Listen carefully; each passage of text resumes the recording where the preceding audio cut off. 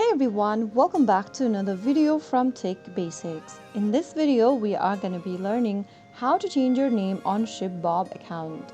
To change your username on ShipBob is a straightforward process, so let's jump into the video.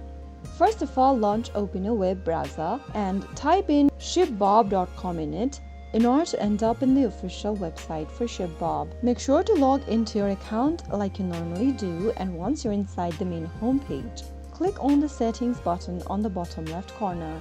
In the settings menu, click on My Profile. Click on the Edit User option right next to Basic Info and enter your new first name, make any necessary edits you want, and then you also have an option to change your last name. After you are done with it, click Save at the bottom. Now your basic information that you just made a change to has been updated. So that's how easy it is to change your username or your full name on ShipBob. If you found the video to be helpful, go ahead and give us a thumbs up. Don't forget to subscribe to our channel by hitting the subscribe button. Press the bell icon so that you'll never miss another upcoming upload from us. I will see you again in the next episode. Thank you for watching.